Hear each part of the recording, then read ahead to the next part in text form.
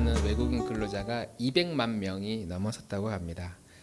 일하는 사람이 200만 명이니까 그의 자녀들 또 그의 모시고 온 부모님들까지 하면 거의 한 3, 400만 명 정도, 수원 같은 도시가 한 3개, 4개 정도 있다고 하고, 우리 어렸을 때 시골에는 그런 풍경이 없었지만 지금은 제가 고향에 내려가도 실제로 잡부로 일하는 농촌이나 공장에서 일하는 이들의 한 7할 정도가 대부분 외국인 근로자들이라고 합니다.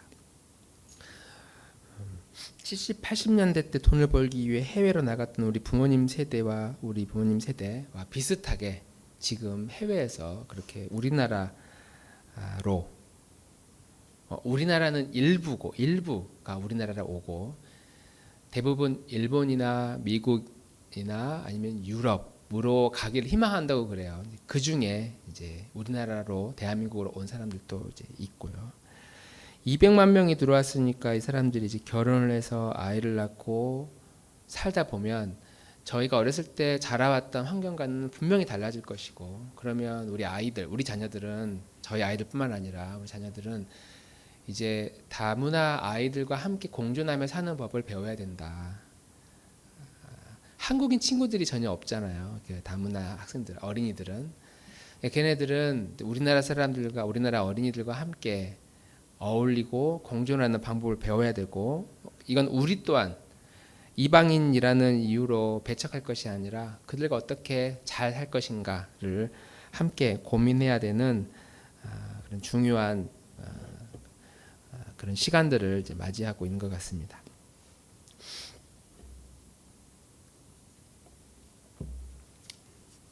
매일 아침마다 외국인 근로자들의 얼굴을 봅니다. 제가 말은 하지 않지만 속으로 당신은 어떻게 하다가 여기까지 와서 이렇게 일을 합니까? 이렇게 물어봅니다. 표정으로 물어봅니다.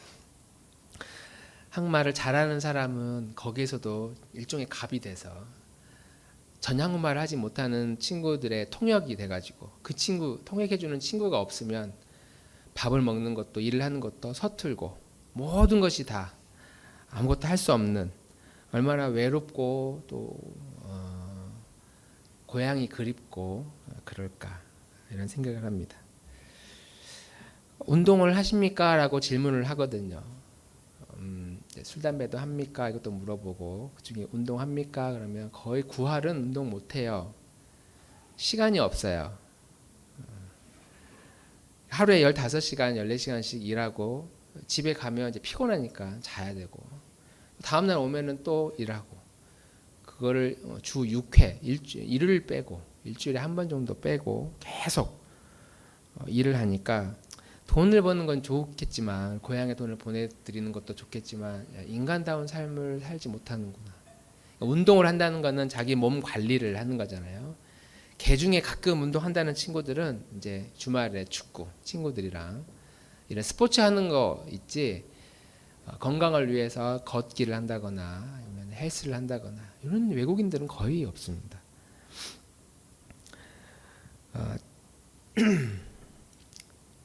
거의 인간적인 삶을 살지 못하는 좀 아쉬운, 안타까운 그런 모습이다라고 생각할 수 있습니다.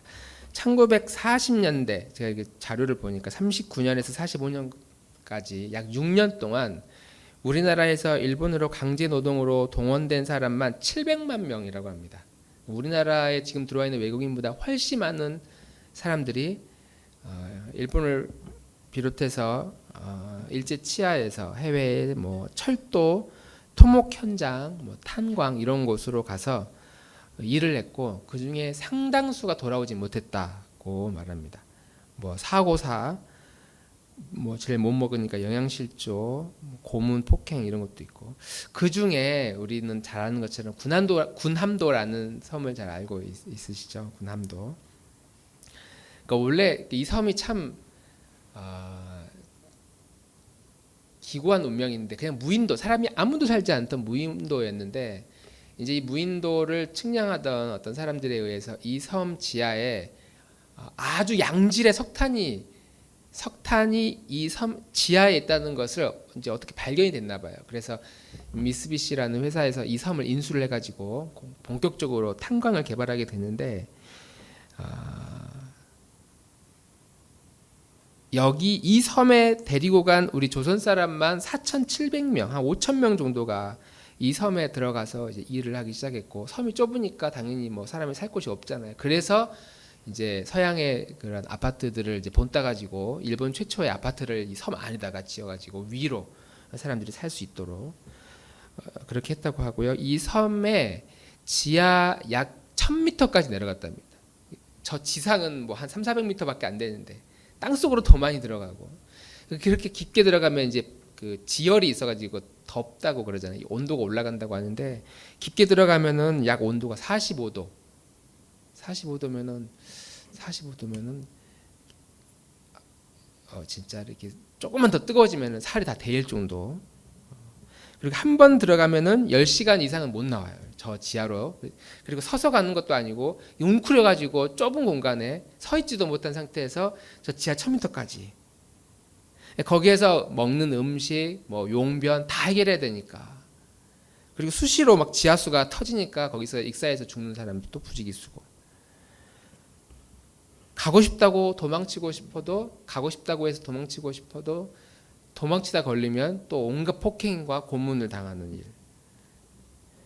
남자들은 이제 이렇게 노동으로 끌려오지만 여성들은 일하러 가자라고 데리고 왔는데 거기서 정신대 활동을 해야 되는, 이런 걸 지금 만약 우리가 그런 일을 당하고 우리 자녀들이 당했다고 생각을 하면 상상만 해도 좀 끔찍한 일이지 않겠습니까? 그것보다 제 생각할 때 한 100배는 더 고통스러웠겠다고 생각한 사람이 오늘 읽은 본문의 요셉의 인생이었지 않을까 하는 생각이 듭니다. 저 섬에 들어간 사람이 내가 언젠가 이 섬에서 나가면, 그리고 고향으로 돌아간다면, 이런 꿈과 계획을 세웠겠지만 거의 다 살아서 돌아오지 못했거든요. 어쩌다 몇 명 돌아와서 이제 지금 그분들이 인터뷰를 하고 해서 알려지게 된 거잖아요. 수천 명 중에 한두 명이 겨우 살아서 돌아갈 정도였는데, 지금 시대에도 2, 3천 년 전의 요셉 시대에 형들에 의해서 팔려가지고 서양 이방인의 나라에서 감옥에 끌려간 그런 상태의 요셉이 고향으로 돌아가면이라고 하는 상상은 진짜 말 그대로 상상이지 거의 불가능에 가깝다. 우리는 이런 고난을 당하거나 요셉의 인생에 보면서 고난을 당하거나 어려움을 당하면, 그래도 요셉은 나중에 총리가 되니까에 대한 결과를 알기 때문에 요셉의 스토리를 풀어가지만, 그렇게 살다가 이슬처럼 그냥 사라질 수밖에 없는 그런 인생이 90% 있어. 99%는 대부분 그렇게 살다 죽잖아요. 그런 고통스러운, 희망이 아예 없다고 생각되어지는 그런 인생을 오늘 이 본문의 요셉이 살아왔다라고 말할 수 있습니다. 시편 105편의 이야기는 그러한 요셉뿐만 아니라 이스라엘이 아주 밑바닥의 지하실까지 내려갔던 그런 역사적 흔적들을 이제 시로 표현해가지고 기록된 말씀이 시편 105편입니다. 그래서 이스라엘의 역사는 아주 비참한 역사였지만 그 역사를 자세히 들여다보면 항상 하나님의 개입이 있었고, 그 하나님이 결국은 이스라엘 백성들을 밑바닥에서 끌어내 주시는 능력을 가지신 분이시다. 그 하나님에 대한 높임과 찬양을 이 시편 105편에 기록을 해주고 있습니다. 요셉이 애굽에 팔려 나갔던 시절의 그 연령대는 우리가 잘 알고 있는 것처럼 중학교 2학년 사춘기 남자아이 저희 아이들 또래 정도의 모습입니다. 한 16살 혹은 17살 정도입니다. 그리고 애굽의 총리가 된 게 30세. 그 가운데의 그 갭은 약 15년의 그 갭은 요셉은 기억하기도 싫은, 생각하고 싶지도 않은, 그래서 얼마나 힘들었으면 요셉이 애굽에서 결혼하고 아이를 낳아서 이름을 딱 지었을 때 내가 이제 다 잊어버렸다라는 이름을 지을 정도로 기억하고 싶지 않은 시간이 이 요셉의 이 10대 시절, 20대 시절이었다고 말할 수 있습니다.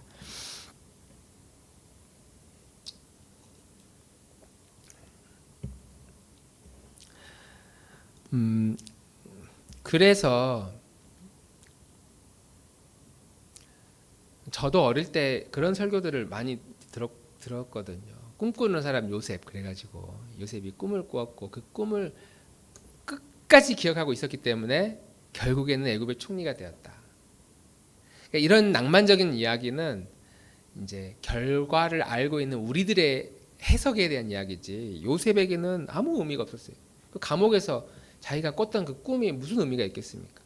그 감옥에서 나는 곧 있으면 나갈 거니까 나는 앞으로 끝까지 버티면 잘 될 거니까 우리들이 지금 생각하고 있는 것처럼 일반적으로 우리가 어떤 고난을 당하거나 해결할 수 없는 문제를 만날 때 언젠가 이거 해결되면 잘 되겠지, 이 산을 넘으면 괜찮아지겠지라고 하는 우리 이런 기대, 그런 기대와 아무 상관없이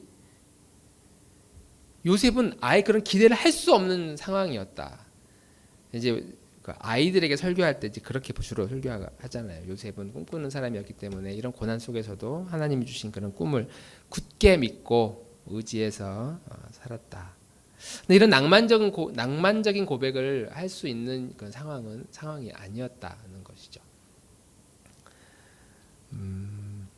자, 편안하게 잘 살던 요셉이 이제 애굽의 노예로 팔려간 겁니다. 그러니까 마치 예를 들면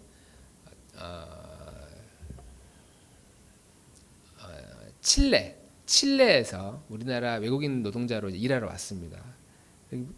내가 좀 외국어를 몇 마디 좀 공부해서 외워볼까라고 해도 하도 다양한 데서 오니까 외워도 의미가 없는데, 자, 이렇게 멀리 외국에서 우리나라로 외국인 노동자로 온 건 그냥 일을 하러 온 거잖아요. 자발적으로 온 거잖아요. 자발적으로. 그런데 우리나라에서 그 구남도라는 섬으로 간 건 자발적이긴 했지만 왜냐하면 일본으로 취업을 한다고 그러니까 가면 공장에서 일할 수 있다고 하니까 낭만적인 생각이 갔지만 가보니까 이거는 내가 사기를 당했다. 가서 깨달은 거잖아요. 강제징용이라 그래서 우리는 그걸 이야기를 하고, 그 지하 1000m까지 내려가고 허리를 숙이고 그 좁은 데에서 하루 종일 석탄을 캐는데 뭐 호흡과 관련돼 있는 무슨 안전장치가 있었겠습니까? 제대로 화장실을 갈 수 있겠습니까? 막 옆에서 물에 차서 익사당하고 죽어가는 모습. 그러니까 죽어라 일만 하고 서지도 못하는 그런 곳에서 일하게 된 그런 돌아가지 못하는 상황하고는 너무 차원이 다르다. 지금 우리나라에서 일하는 외국인 근로자와 요셉은 그것보다 더 고통스럽고 더 외롭고 더 어리고 얼마나 집에 가고 싶었을까, 얼마나 밤마다 엄마 아빠가 보고 싶었을까, 그런 생각을 하게 됩니다. 그런 점에서 보면 요셉은 억울한 게 정말 많잖아요. 꿈을 꾸고 싶은 것도 아니었고 내가 이스라엘 애굽의 총리가 돼야 되겠다는 그런 비전이 있던 것도 아니고 내가 우리 가정을 다 구원시켜야지라는 그런 믿음의 사람도 아니었고, 이건 가서 그런 깨달음을 얻게 된 것이지 뭐 그런 꿈을 꾼 게 아니잖아요. 요셉은 그런 요셉에 비해서 요셉의 아버지 야곱은 원래 그런 사람이에요. 사기를 당했고 막 꿈을 꾸고 있었고 내가 우리 가정에 내 장남이 되어야 되겠다, 어떤 포부가 있었고 욕심이 있었고, 그래서 어떻게든 그걸 얻기 위해서 생취를 했고, 요셉과 야곱은 완전히 상반된 그런 삶을 살았던 것이죠. 야곱이 당하는 그런 고생들은 야곱이 가지고 있는 욕망과 욕심, 야곱의 판단에 의해서 갖게 된 고난이고, 의지적으로 요셉의 고난은 전혀 요셉의 의지와 상관없이 끌려가다시피 팔려가다시피 그렇게 살아왔던 사람이 요셉의 인생이었다. 야곱이 당했던 고난은 어떻게 보면 자업자득이다. 자기가 가진 욕심에 자기 꾀에 자기가 넘어간 것이고, 요셉이 당한 이 고난은 애매하게 아니 억울하게 당한 고난이다. 요셉이 뭐 어떤 의지가 있었던 거 아니고 가만히 있었는데 본인의 의지와 상관없이 당하는 그런 고난이었다 라고 말할 수 있습니다. 우리는 지금 당하는 고난이거나 아니 남들과 비교했을 때 내가 해결할 수 없는 문제들을 우리가 가지고 있다고 할 때 내가 전생에 무슨 죄를 졌길래 뭐 이런 말부터 해가지고 내가 무슨 죄를 그렇게 많이 지었나, 혹은 뭐 우리 자녀들이 불치병에 걸렸을 때 가지는 부모의 죄책감들, 내가 하나님 앞에 죄를 많이 지었나? 내가 왜 이랬나? 왜 하나님이 우리 아이에게, 우리 가정에 이런 어려움을 주시나? 이런 생각들을 이제 갖잖아요. 이런 식의 고난에 대한 해석을 가진 사람들이 욥이라고 하는 그 고난의 대명사 그 사람의 친구들의 이야기였습니다. 하나같이 친구들이 와가지고 야 뭔가 있을 것이다. 네가 이렇게 고난을 당하는 이유는 뭔가 이유가 있을 것이다.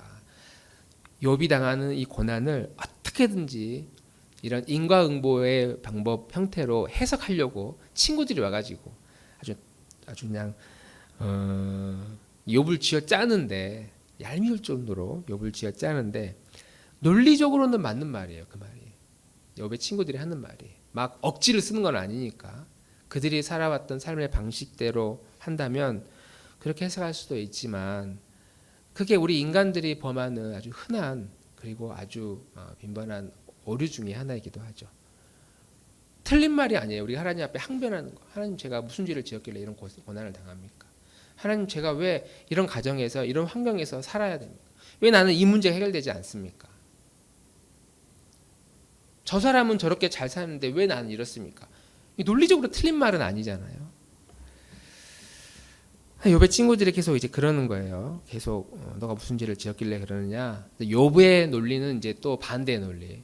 나는 전혀 죄를 지은 게 없다. 나는 하나님 앞에 순전하다. 난 지금까지 욕심을 부린 적도 없고 나는 죄를 지은 적도 없는데 내가 왜 이런 고통을 당하는지는 나도 잘 모르겠다. 야, 니는 잘못한 것도 없는데 어떻게 이런 어려운 일들을 만날 수 있느냐. 넌 아직도 멀었다. 넌 고난을 더 막 당해야 된다. 말도 안 된다. 넌 지금 하나님을 모독하는 것이다. 이렇게 계속 논쟁할 때에 논쟁하면서 이제 욥기 38장에 하나님이 등장하셔가지고 개입하시죠. 그 대화 속에 우리도 이런 날들이 있기를 기다리며 살아갑니다. 하나님이 내 인생을 이제 좀 구체적으로 개입해 주시기를. 내가 해석하지 못하고 해결하지 못했던 내 인생의 어떤 문제들이 있다는 것을 좀 알아줬으면 그렇게 마음에 막 눈물이 가득 차 있는데 어느 날 하나님이 꿈이든 뭐 생시든 나타나셔가지고 개입하시는 거예요. 우리의 이름을 부르면서 나의 이름을 부르면서 너에게 왜 그런 일들이 일어나는지 아니.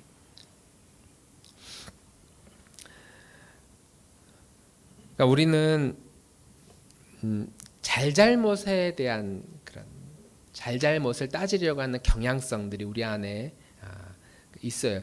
죄가 있으면 아니면 죄가 있다는 것을 내가 배웠다면 아무 이유 없이 그냥 바짝 엎드려요. 너가 무슨 죄를 지었느니 그러면은 거기에 대해서 나 그건 잘 모르겠고 하나님 전 제가 죄인이라는 걸 잘 압니다. 죄송합니다 하면서 바짝 엎드려요. 아니 그러니까 너가 무슨 죄를 지었는지 너가 한번 이야기를 해봐. 그러니까 내가 무슨 죄를 지었는지 생각하는 건 싫어. 근데 난 죄인인 걸 알아 하면서 그냥 막 죄인이라는 것만 하나님 앞에 어필하려고 하는 태도. 극단적으로 가면 그런데 이제 만약에 우리가 죄가 없다고 생각하는 사람에게는 또 극단적으로 내가 무슨 죄를 지었는지 죄가 없다. 그리고 죄가 없기 때문에 우리는 우리 마음속에 근자감, 근거 없는 자신감으로 이 세상에서 당당하게 살아가는 거죠. 그러니까 하나님의 개입이라고 하는 것은 너가 잘했느냐 못했느냐 그거를 가르쳐주고 따지고 그것을 가지고 우리를 평가하기 위해서 우리의 인생에 개입하는 것이 아니라 우리가 이 세상을 살아가면서 겪는 어떤 혼란이나 삶의 고난에 대한 해석, 그 해석을 완전히 다른 차원에서 바라볼 수 있는 힘을 우리에게 주려고 하는 것이다. 완전히 다른 차원에서 그 문제를 바라볼 수 있는 힘을 우리에게 주기 위해서 하나님이 우리에게 기쁨뿐만 아니라 슬픔도 주시고 고난도 주시고 훈련도 하시고 그래서 하나님이 절대 이럴 일이 없을 것이다 이렇게 하는 거죠. 예를 들면 야 너가 그동안에 정말 고난을 많이 당했는데 너가 믿음으로 살아서 잘 견뎠구나. 그래 이제 내가 너에게 좀 축복을 좀 줄 테니까 이제는 그만 고생하고 편히 쉬어라.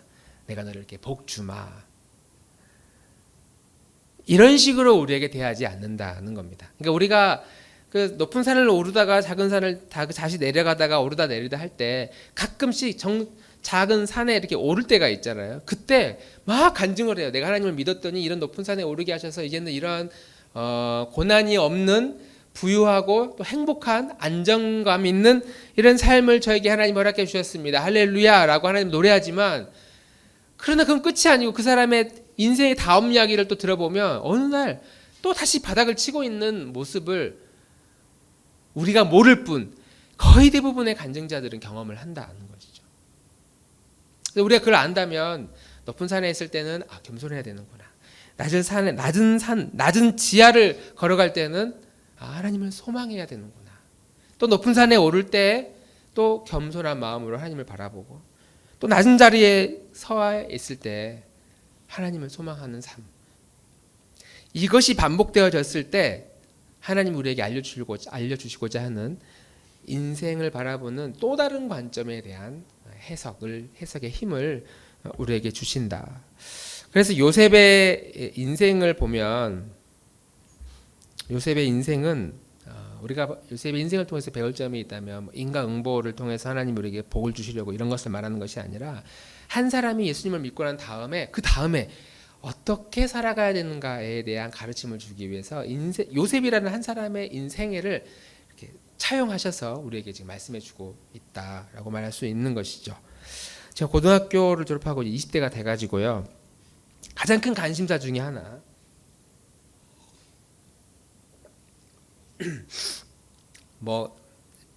비교를 하기는 그렇지만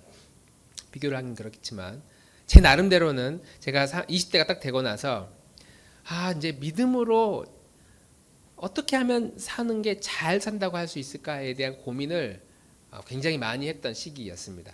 저의 인생은 30대, 20대 후반이 되면은 신학대학원에 가야 된다는 그런 확실한 목표를 가지고 있었고, 그래서 대학 신학교를 바로 안 가고 일반 대학에 가서 하나님을 모르는 사람들과 어떻게 어울림에 살 것인가에 대한 고민을 하고, 또 그런 삶을 20대 때 이제 살기 시작했고, 그리고 나서 어떻게 그러면 이 사람들에게 복음을 전하며 살아야 될 것인가에 대한 고민을 아마 여기 계신 분들보다는 훨씬 더 많이 하지 않았을까, 이런 생각을 좀 해봤습니다. 예수님을 믿고 나면 천국에 가야 되는데 그 천국 가기 전까지 어떻게 살아야 되는가. 교회에서는 주로 이렇게 가르칩니다. 교회 중심, 말씀 중심, 하나님 중심. 순서가 좀 바뀌었는데 하나님 중심, 말씀 중심, 교회 중심. 들어본 적 있으세요, 김미연 집사님? 네, 그래서 임종문 집사님 들어본 적 있으십니까? 여러분, 신앙생활은 정확하게 해야 됩니다. 오직 하나님 중심, 아니 오직 말씀 중심. 하나님 중심, 말씀 중심인가? 오직 하나님 중심, 말씀 중심, 교회 중심. 이게 틀린 말은 아니잖아요. 하나님 중심, 그럼 당연히 하나님이 인생의 주인이라고 하니까 중심으로 살아야 되고, 말씀 중심, 그 하나님의 말씀을 성경을 통해서 말씀해 주시니까 말씀 중심이고, 교회 중심, 세상에서 시험에 드니까 교회를 중심으로, 하나님의 공동체를 중심으로 삶을 살아야 되고. 근데 이 세 가지가 다 결론은 어디를 향하고 있냐면 목회자를 향하고 있는 거예요. 내 말은 잘 들어야 됩니다. 그 결론이 나오거든요.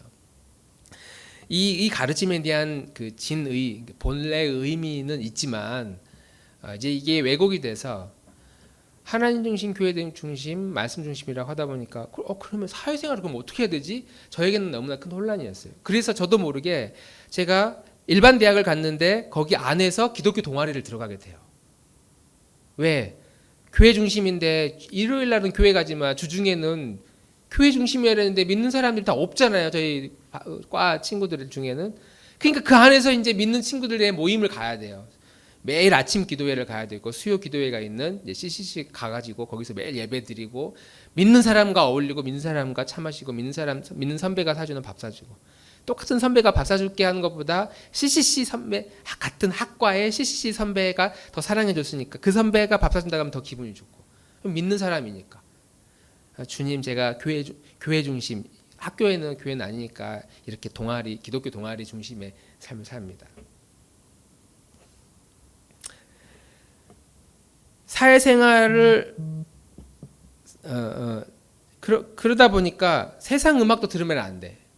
말씀 중심이어야 되지. 무슨 세상 음악을 왜 듣는? 저는 20대 때 90년대 그 우리나라 음악과 문화의 황금기라고 하는, 지금 이제 해석할 때 황금기라고 하는 90년대 2000년대 초반에 이런 그 가사, 이런 좋은 음악들에 대해서 느껴본 적이 별로 없어요.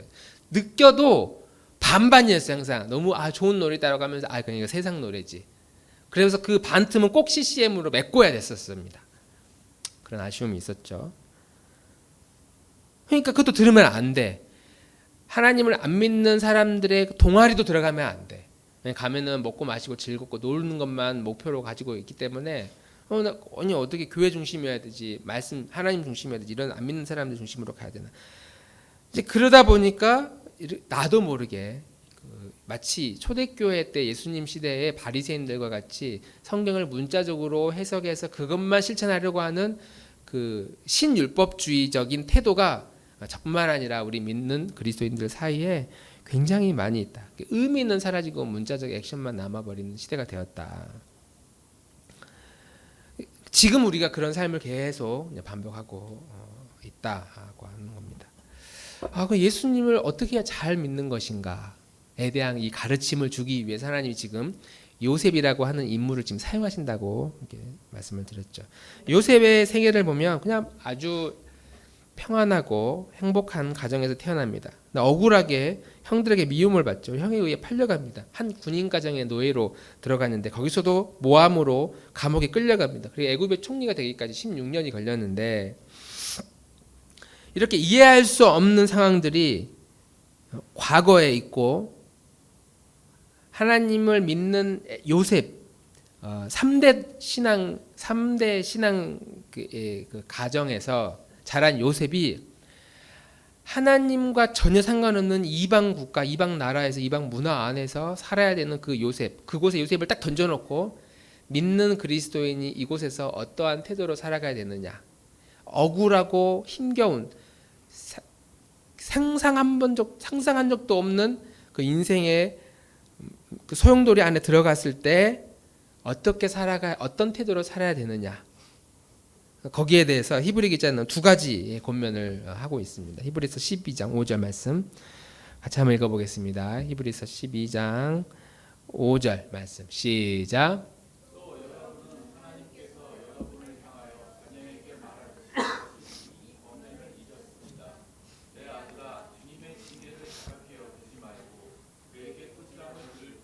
낙심하지 말아라. 아멘. 우리가 이해할 수 없는 일들을 만날 때 오늘 이 시는 두 가지의 문제가 있다. 하나는 그 문제를 가볍게 여긴다는 겁니다. 그러니까 그 고난과 어려움이 나에게 가져다주는 의미와 그걸 어떻게 해석할 것인가에 대해서 너무 가볍게 여긴다는 거예요. 빨리 지나가기만을, 아니면 왜 나에게 이런 문제가 생겼는지에 대한 그런 해석하기 위해서 시간을 너무 에너지를 많이 빼앗긴다거나, 아니면 모른 척 외면한다거나. 어려움을 만났을 때에 우리가 겪는 일반적인 경제적인 문제, 아니면 인간관계 때문에 반복되는 인간의 어려움들, 아니면 무지 때문에 몰라서 계속 당하면서 살다 보니 겪는 어려움들, 아픔, 건강의 문제들, 이런 거를 해결하다 보니까 행복할 틈이 없잖아요. 행복하고 싶어도 이 문제가 계속 우리 앞을 가로막고 있으니까. 그러니까 빨리 이게 사라져야 내가 행복해지는데, 이런 인간이 당하는 고난이나 어려움들, 이해할 수 없는 문제들은 내가 행복해지는 것을 방해하는 일종의 장애물 정도로만 우리가 바라보고, 이것이 빨리 사라지기만을, 고난이 왔는데 이 고난이 빨리 사라지기만을 치부한다는 거죠. 이거 성경은 그것을 우리가 당하는 고난을 가볍게 여기는 태도다라고 말하는 것이죠. 가볍게 여기는 태도다. 또다시 고난을 만날 때 우리가 반응하는 태도는 낙심이라고 합니다. 낙심. 비교하기 시작하면 낙심하게 되거든요. 나보다 저 사람은 훨씬 더 못한 사람이고 능력도 없고 못생기고, 그런데 좋은 남편 만나가지고 저렇게 승승장구 행복한 것처럼 보여져. 난 뭐야? 난 더 열심히 살아왔는데 난 이래. 낙심하게 되는 거죠. 고난을 만났을 때. 내가 건강 관리를 위해서 그동안 노력했는데 건강 때문에 계속 반복되는 어려움을 만나. 남들 보면 행복한 가정을 만나는데 나는 왜 결혼도 못해? 나는 왜 이런 문제가 생겨?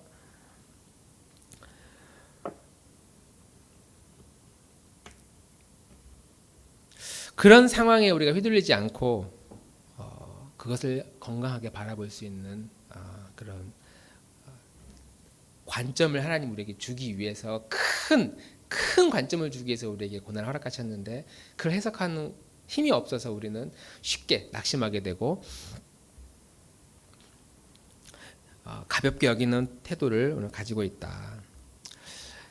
요셉의 인생을 자세히 들여다보면 오늘 제목과 같이 거의 다 수동태적 태도로 살아갑니다. 거의 다 수동태적 태도. 꿈을 꾼 게 아니고 꿈이 꾸어진 것이라고 해석을 할 수 있죠. 집을 나가서 비전을 가지고 새로운 곳을 향해 떠나는 것이 아니라 형들에 의해 팔려진 상태. 감옥에 갇혀진 사람이었고 탈출한 게 아니라 감옥에서 나가게 된 사람이었고 풀려난 사람이었고 총리나 지도자를 꿈꿨던 것이 아니라 지명된 사람, 임명된 사람이었고 나이 30에 자기보다 훨씬 더 나이가 많은 연로한 애굽의 그런 장로들 앞에서 요셉이 가지고 있는 지혜를 가지고 오늘 읽은 본문과 같이 지혜를 가르치게 하였다. 애굽의 왕에게 제가 교육 좀 하겠습니다가 아니고 야 너가 가서 좀 잘 설명해. 애굽의 왕에 의해서 가르치게 된 거의 대부분의 인생이 수동태적 삶을 살아온 사람이 바로 이 요셉이었다. 그러니까 요셉이 꿈꾸는 삶이 또 있지 않았겠습니까? 요셉이 마음속에 말은 하지 않았지만 기대하고 하고 싶었던 일들이 있었을 텐데 실제로 요셉의 전 인생에 걸쳐서 전 인생을 들여다보면은 팔려가고 갇히고 끌려가고 풀려지고 임명되고 자기가 하고 싶은 건 거의 하지 못하고 계속 누군가에 의해서 되어진 인생만 살아온 사람이 바로 이 요셉이었다. 요셉의 삶을 나도 살고 싶습니다라고 할 때 고난 빼고 마지막 해피엔딩으로는 살고 싶습니다. 우리 그런 생각을 하잖아요. 그래서 사람들이 이제 그런 식의 간증들을 많이 합니다. 돌아보고 나니까 하나님이 내 기도 제목 하나도 남김없이 다 들어주셨다. 그런 고백을 한 사람이 있다면 뭐 우리는 박수를 치고 축하한다고 해주고 싶지만 그러나 애매하게 당한 잘못이 없음에도 불구하고 끔찍한 고난을 당했던 욥처럼 그리고 요셉과 같이 그 순간에 깨닫는 것이 아니라 먼 훗날에 마지막 인생의 결론을 내릴 만한 그 시점에 그 깨달은 사실은 우리의 인생에 살다가 지하실로 내려가거나 아니면 산 꼭대기에 정상에 서는 듯한 그런 곳에서 하는 인생의 고백과 완전히 차원이 다른 고백이다. 하나님이 우리에게 가르쳐 주려고 하는 고백은 이 높은 산과 낮은 골짜기까지 모든 것을 경험하고 난 다음에 경험하게 되는 하나님에 대한 관점, 하나님이 바라보는 우리를 향한 하나님의 목적과 그 계획을 우리가 그제서야 우리는 발견하게 된다. 그 전까지는 우리는 오르는 것 아니면 내려가는 것 둘 중에 하나를 끊임없이 반복하는 삶이어야 된다는 것이죠. 우리 인생에 평지란 과연 있을까? 하나님이 우리를 믿는 사람으로 부르셔서 야 이제 믿게 되었으니까 너 믿음으로 살아야 돼라고 자 출발라고 말하는 순간 그러니까 거기까지라고 하나님이 정지를 선언하는 그 순간까지는 우리에게 인생의 평지는 없고 오르막 아니면 내리막 둘 중에 하나 갈 것이다. 근데 우리의 눈은 무엇을 보냐면 그 오르막 아니면 내리막까지만 보는 것이지 그 다음에 우리를 향한 하나님의 큰 계획을 잘 알지 못한다는 것이죠. 요셉이 마지막 날 무엇을 고백하느냐? 나의 인생이 비록 끌려다니는 수동태적 삶이었지만 하나님의 관점으로 바라보니까 결국은 나 때문에 우리 모든 가족들이 다 구원을 받았다. 그러니까 하나님의 계획은 나에게 어떤 행복을 주고 아니면 안 주고 고난을 주시고 아니면 고난이 없는 행복한 삶을 살게 하는 그것이 우리의 인생의 작은 목표라고 한다면 하나님의 계획은 너가 우리 때문에 내 주변 사람들이 많은 혜택을 받도록 하는 거. 내가 구원의 축복의 통로가 되는 거, 복의 근원이 되는 거. 나 때문에 누군가가 하나님 나라를 알게 되고 배워가고 경험하게 되는 거. 그래서 형님들이 울면서 내가 정말 너에게 잘못했다라고 하면서 우리를 좀 살려만 다오 하소연할 때 요셉이 울면서 형님들이 저를 판 게 아니었습니다. 형님들을 구원하기 위해서 하나님이 저를 이리로 보내셨습니다. 수동태적 그런 삶이 믿음의 고백으로 되어진 사람이 요셉의 고백이었다는 것이죠. 그런 고백을 만약 우리가 굳게 붙들고 살아갈 수 있다면 지금 우리가 살고 있는 우리의 삶이 내 의지와 상관없이 계속 수동태적으로 끌려가는 삶이라 할지라도